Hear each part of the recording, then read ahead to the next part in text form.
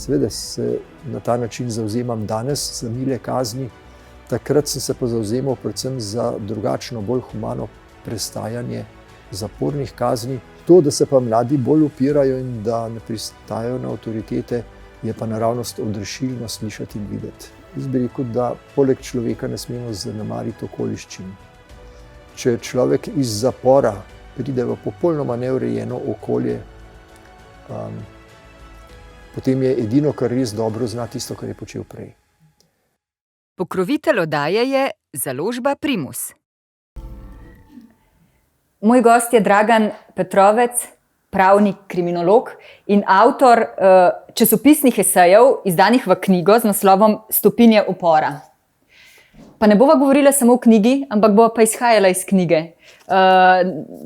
Notri je esejev, kolikor hočeš, bom rekla. Kaj vas navdihuje? Kaj vas navdihuje dan danes v dobi pandemije? Prvič je zaveza, da moram vsakih 14 dni napisati kolumno. In to je pogodbena obveznost, ki ne smeš kršiti. To je zavest pravnika. Drugo je pa zavest državljana, ki je dobil priložnost, da se oglasi v javnosti. In potem je seveda problemov toliko, da jih ne zmanjka. Čeprav sem se v začetku bal, da je težko priti z neko novo temo vsakih 14 dni. Zdaj pa vidim, da je dogodkov res toliko, da jih je treba, da se jih splača dotikati z različnih zornih kotov, večinoma kritičnih, čeprav ne samo kritičnih, tudi nekoliko spodbudnih z iskanjem rešitev, ampak časi, ki nas obkrožajo, so polni težav. Polni težav. Mislite tudi vi, da nam kaj manjka v teh časih polnih težav humorja? Ker vi radi začinite svoje zgodbe tudi z nekaj humorja. Ja, ali moramo biti resni? Tukaj sem malo na spolzkih tleh, zaradi tega, ker mislim, da ob 5000 mrtvih zmanjka prostora za humor. Če govorimo o epidemiji, ki nas zdaj že 2 leti obkroža. Ostale situacije seveda pa morajo nujno imeti tole humorno noto, ki na nek način zagotavlja preživetje. Ja, vi ste v življenju videli kar veliko težkega, slabega. Bili ste na vrhu zapora, mislim, bom rekla, po vlogi, prizadevali ste si tudi za umilitev kazni v zaporih, v ženskih zaporih. Kako človek, tako miroljuben, milega značaja, najde svojo življenjsko pot, usodo na področju kaznovanja, kriminalov in teh težkih tematik? To o milem značaju je treba relativizirati s tem, da vidi zvara. To je prva ugotovitev. Druga ugotovitev je pa, da je bilo to povsem naključno. Čisto na kratko povedano, ker sem bil štipendist pravosodja, so me prvega dne, ko sem nastopil službo, poklicali in rekli, to je bilo pol stoletja nazaj, zdaj boš pa skrbel za razvoj računalništva v državni upravi. In potem sem rekel, da sem kot mnogi drugi šel na pravno fakulteto, zato ker nisem maral matematike. In potem je nastal manjši vihar, da so dobili nekoga, ki so ga štipendirali, pa noče delati. In za kazen me je potem šef odpeljal v nek oddelek, ki bi se mu danes reklo zaporniška administracija. In tam sem srečal najboljše ljudi, kar jih je premogel takratni sekretariat, današnje ministrstvo za pravosodje, in s tem je bila začrtana moja usoda. Je pa res, da sem se na pravni fakulteti kot enega redkih predmetov veselil ravno kriminologije in kazenskega prava. Tako da se je nekako ujelo in potem začrtalo prvih mojih 18 let. Pa kaj ste vi ugotovili o kaznovanju, o kazni? Zdaj časi se zelo spreminjajo. Recimo vemo, da nove generacije več mladih ne padajo več pod kaznovanje, ne padajo več pod taktirko teh recimo avtoritet in tako naprej. Včasih, čim je nekdo samo od kazni rekel, se je marsikdo že otrdel in se prestrašil. Kaj ste vi o metodi kaznovanja sami pri sebi ugotovili? V plusu in v minusu? Ja, s tem strahom je pravzaprav zanimivo. k odkazni in vzbuja že trpet pri človeku. V preteklosti so bile kazni neprimerljivo blažje, kot so danes. Pri čemer seveda najhujša kazniva dejanja pri nas strmo padajo že desetletja, kazni se pa zvišujejo. Tako da tukaj gre ponavadi za neko napačno predstavo. V preteklosti smo imeli 15 let zapora kot najhujšo kazen, 20 let je bila izjema, ki je zamenjala smrtno kazen. Čim smo prišli v svobodo, to ni bilo več dovolj, smo šli na 30 let in potem čez 10 let še na dosmrtni zapor. Kot edina država na svetu, ki ga je uvedla, pa ga nikoli prej ni imela. Tako da kazni se danes bistveno strožje, daljše se izrekajo za posamezna kazniva dejanja. To, da se pa mladi bolj upirajo in da ne pristajajo na avtoritete, je pa naravnost odrešilno slišati in videti. Moje zavzemanje je bilo seveda vedno za formalni sistem kazni, kakršen je veljal v preteklosti. Se pravi, takoj nazaj na tistih 20 let kot maksimum, oziroma 15 za večino kaznivih dejanj. Ampak to so pobožne uslišanje želje nekega naivnega optimista, ne glede na to, da sem se pač vsa leta ukvarjal s tem. Seveda se na ta način zavzemam danes za mile kazni, takrat sem se pa zavzemal predvsem za drugačno, bolj humano prestajanje zapornih kazni, pri čemer nisem bil tukaj izviren, ampak tista druščina, v katero sem zašel, ki si jo omenil na pravosodju, je to začela vzpostavljati že kakšno leto, dve pred menoj in jaz sem prišel tako rekoč na postlano. Ravno tako tudi potem v zapor na Igu, kjer mi ni bilo treba ničesar novega izumljati, ampak samo vzdrževati staro dobro politiko odpiranja zaporov. Prav me zanima vaše res intimno oziroma vsaj zelo osebno mnenje o kazni. Zdaj recimo nekaj je, da kazni sploh ne bi bilo, nekaj je, kakšna kazen je, nekaj je, koliko časa kazen traja. Ali vi vidite v kaznovanju še vedno dobro metodo? Pa lahko odgovorite kakršnokoli kaznovanje na splošno. Ja. Ali pa ga umestite? Mi se preveč zanašamo na strogost kaznovanja. Ja. Jaz sem včasih dal tako zelo preprosto primero.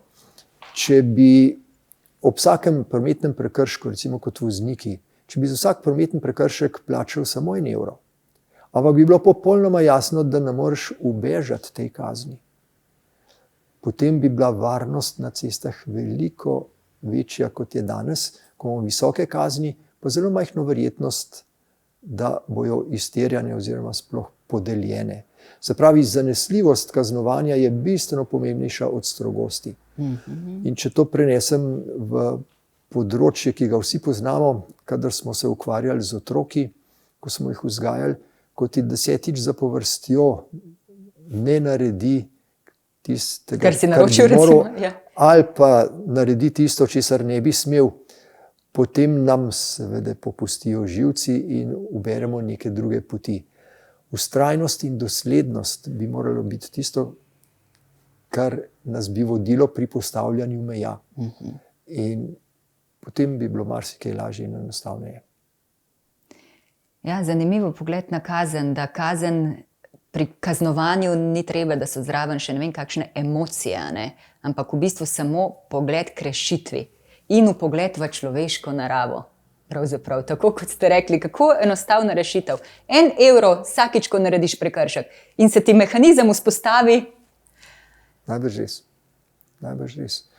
Zdaj mi je prišla na misel mogoče malo nesmiselna prispodoba, ampak vseeno, če veš, da je štedilnik vroč, kadarkoli se ga boš dotaknil, te bo speklo. Ampak samo dotaknil se ga boš in ne bo nobene hude poškodbe, ampak te bo speklo. In otroka od malega navajamo, da je štedilnik vroč. Ali pa kaj podobnega. Ampak zakaj recimo velja neko reklo, enkrat v zaporu oziroma lahko je priti v zapor, težko je priti iz njega. To se pravi ljudje, ki se vračajo v zapor enkrat, dvakrat, trikrat, 4-krat. Kako pa je tukaj s kaznijo? Koliko zares? Ja, to vprašanje terja takole nekaj tednov predavanj. In skrčiti v kratek odgovor, je to nemogoče. Jaz bi rekel, da poleg človeka ne smemo zanemariti okoliščin. Če človek iz zapora pride v popolnoma neurejeno okolje, potem je edino, kar res dobro zna, tisto, kar je počel prej. S tem je povezan naprimer pojem socialne države, ki se pri nas vse bolj izgublja, s čimer zdaj kažem samo na eno izmed dimenzij, recimo povratništva ali pa kriminala nasploh. Ja. To je res, ampak če v 2000 letih recimo našega štetja nismo našli ene takšne rešitve, da bi resnično izkoreninili toliko slabega, ko se danes dogaja, kaj nam manjka? Kje smo se ušteli? Kje ne znamo iz zgodovine se učiti? Ja, saj imamo take posamezne svetle primere, ampak so omejeni, recimo geografsko, z vidika kaznovanja, pa še marsičesa drugega, ali pa socialne države so omejeni recimo na Skandinavijo, ki nam je bila dostikrat zgled, pa še na kakšne take poskuse, kot je islandski obračun s korumpirano politiko. Ampak zgledi so naporni. To je tako kot en znan izrek Marka Twena. V angleščini se je slišal takole, ker je bolj sočno. Govoril je o klasikih, pisateljih. Classics are something that everybody wants to have read, but nobody wants to read. Spravi, vsak bi rad imel postlano, ampak nihče se ne bi potrudil za to, da bi bila postla urejena. Ja, kar smešna bitja smo ljudje, ne? Kako se vi kar povejte? Še kar, ja. Se samo strinjam z vami, brez komentarja. Ja. Kako se počutite, recimo, ko stopite na neke vrste oder pri protestih, nagovorite množico zdaj v tem času? Zanima me ta občutek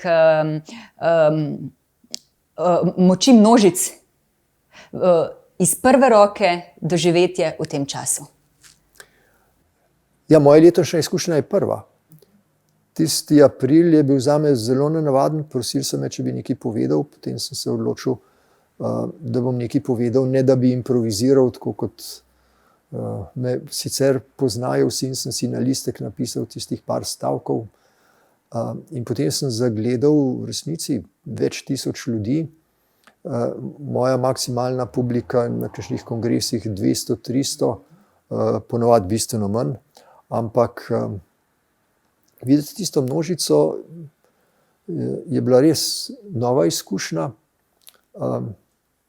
Če te podpira, moram priznati, da je zelo dobra in se počutiš nekako varnega, predvsem pa sprejetega s temi idejami v precejšnjem številu, poudarjam, miroljubnih ljudi. Jaz nikoli nisem govoril na protestih, kjer bi kako hočem to povedati, kjer bi spodbujali k nasilju, kjer bi se že začelo izvrševati nasilje. Mislim, da te protesti se pri nas precej ločijo. Naprimer, sredini od petkovi so seveda te standardno miroljubni. V tem času smo res množično priča na eni strani strahu in ustrahovanju in kaznovanju, na drugi strani težnji po tem, da bi bili svobodni, da bi lahko živeli v skladu z temeljnimi človekovimi pravicami. Ne? In kako je človeka, pa tu mislim na vse nas, tako lahko prestrašiti? A nismo že dovolj močni, modri, da se ne bi pustili? A se nam to zaleze nekako v kosti, ne da bi se tega zavedali, kdaj smo prestrašeni? Tega poguma je bistveno manj, kot mislimo. Manj? Manj, seveda. Jaz sem že rekel pred časom, da je na nek način enostavno iti v množico, protestirati, zaradi tega, ker je množica varen kraj. Ja. Seveda ni varen, kadar te zalivajo s solzivcem. Ampak poskusite nekaj takega narediti v svojem kolektivu. In vsi tisti, ki vas podpirajo, ker znate dobro povedati stvari in ker ste pogumni, vsi tisti bojo potem, ko se boste oglasili, recimo zoper šefa, ki karkoli izvaja neprimernega, vsi ostali bojo utihnili in nihče vas ne bo podprl. In to je danes usoda številnih kolektivov, kjer so razmere slabe, ljudje enostavno zapuščajo službe, namesto da bi se uprli. Namesto da bi povedali na glas, Točno to. da bi spregovorili. Točno to. O tem tudi v svojih kolumnah pišete, oziroma v esejih, o tem pomenu spregovoriti.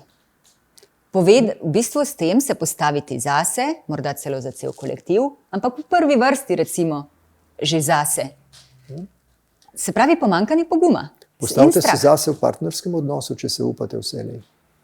To seveda ni vam namenjeno, ampak postavimo se v partnerskem odnosu, kjer je primarni izvor nasilja pogosto, ne nujno, ampak pogosto, ampak dokler tam ne moremo, dokler v kolektivu ne moremo, potem ostane samo anonimna množica, ki nekaj doseže, ali pa tudi ne. Ja. Ampak kdo nam jemlje ta pogum, povejte mi? Noben ga nam ni še dal. Kdo bi nam pa moral dati ta pogum? Ne vem. Nekaj pride, kot rečejo, k človeku že v zibko, nekaj potom okoliščine naredijo, vzgoja, okolje, težko razmeti, kako močan vpliv je vseh posameznega od teh dejavnikov. Ampak na koncu je vendar to en tak srednje optimističen ali pa pesimističen, kakor vidimo, pol kozarca vode. Rezultat, seštevek je pa pogosto slabši od tistega, kakršen bi moral biti. Ja, zelo bi bilo fino videti res pogumno družbo in tako kot ste rekli, ne, če takšna množica na protestih ne pomeni, da je vsak član te množice pogumen človek, oziroma da je to eno veliko pogumno dejanje. Tu nikakor ne sodim, da protesti, ne protesti, ampak recimo imela sem gosta, ga povprašala, ali misli, da protesti rešujejo. Njegovo mnenje je bilo, mislim, da rešuje kritična misel. In to je nekaj podobnega, kar tudi vi rečete. Se pravi, če ti upaš povedati na glas svojem kolektivu ali v odnosu do svojega partnerja ali do svojega šefa ali do kogarkoli, s katerim sodeluješ, kaj vidiš, kako razmišljaš, kaj te moti, je to verjetno za to potrebnega veliko več poguma. Zdaj sem poslušal šefa tele elektroindustrije, gospoda Goloba, ki je rekel, da za njim stoji 500 članov kolektiva. Kar pomeni, da tudi po njegovi zaslugi najbrž se je skozi leta vzpostavil zdrav kolektiv, kakršnih je malo. In to je primer ene take skupine ali skupnosti, ki je lahko vsem nam za zgled. Da se da? Najbrž se da. Da se da in kako to deluje? Ja, najbrž so si tudi vzpostavili neko tako zaupanje, da si lahko marsikaj povedo, marsikaj kritičnega na ustrezen način, in na ta način potem tudi raste kolektiv in doseže neko stopnjo zrelosti. Točno tak kolektiv je bil tisti, majhen, sestavljen iz 5 ljudi, v katerega sem sprašal prvega dne svoje službe. Ja. In se je razlikoval od celega pravosodja ostalega. A vi pravite, da človek tudi dan danes potrebuje dobro vodjo, liderja, tako imenovanega, človeka, ki zna voditi, ki je zgled tega, na katerega se lahko obrne, ki vodi eno množico, ali mislite, da množica mora biti sestavljena iz enakovrednih členov? Množica nikoli ni sestavljena, po moje, iz enakovrednih členov in vsekakor je en tak močan vodja, karizmatičen, kakršni so se nam v preteklosti zdeli že marsikateri, pa potem to niso bili, je skoraj neizogibno potreben, po moji oceni. Ja, in tu se govori, da jih je še vedno premalo, da v Sloveniji je premalo teh liderjev, ki bi pokazali, ampak v gospodarstvu vseeno več, kaj pravite, kot recimo v politiki? Ja, prvič v gospodarstvu tisti, ki je uspešen, mora nekaj znati, v politiki to absolutno ni potrebno. Ni odveč, ampak ni pa nikakršen pogoj. Dovolj je, da pogledamo naš parlament. Politika teče po nekih drugih poteh. Še marsikaj drugega, ampak politika, naprimer. Gospodarstvo pa, če hočeš uspeti, moraš res obvladati marsikaj In omenjeni golob je tipičen primer človeka, ki je uspešno in več kot uspešno, nadpovprečno uspešno diplomiral, se šolal sploh naprej v tej svoji smeri, doktoriral in pri tem pokazal še dovolj poguma.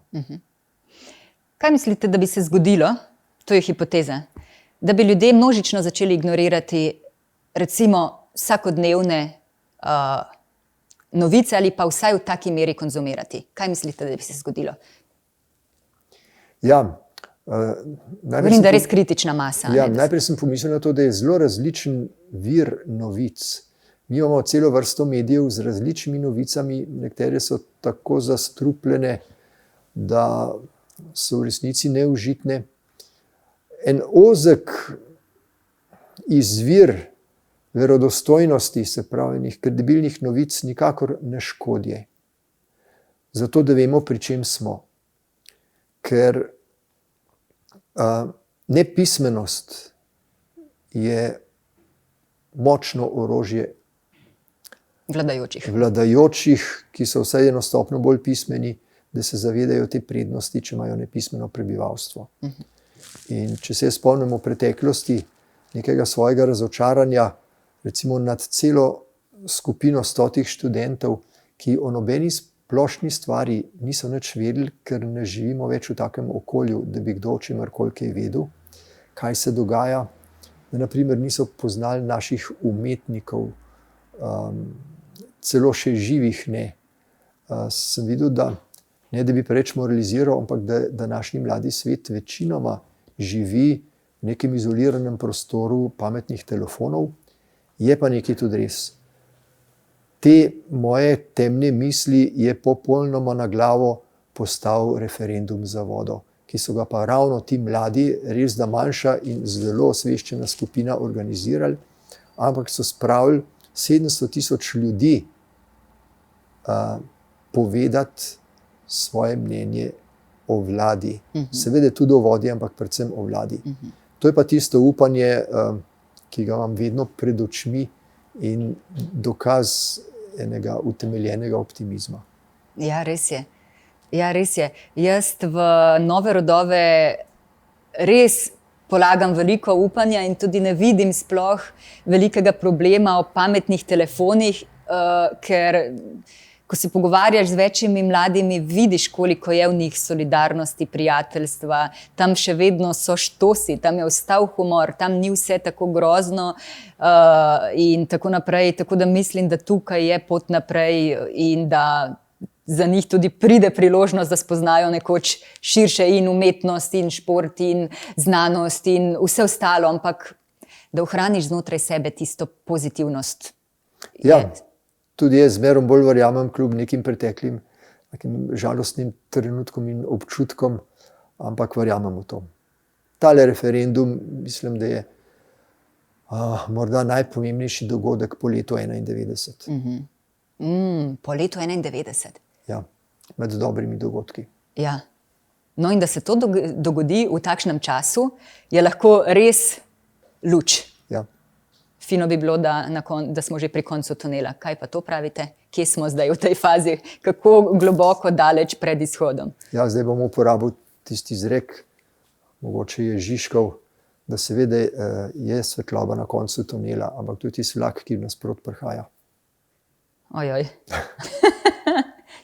Potem še ne moremo zaključiti intervjuja, čakajte, s tole mislijo res ne. Dobro, kaj vas res mogoče drži po konci v tem času, no?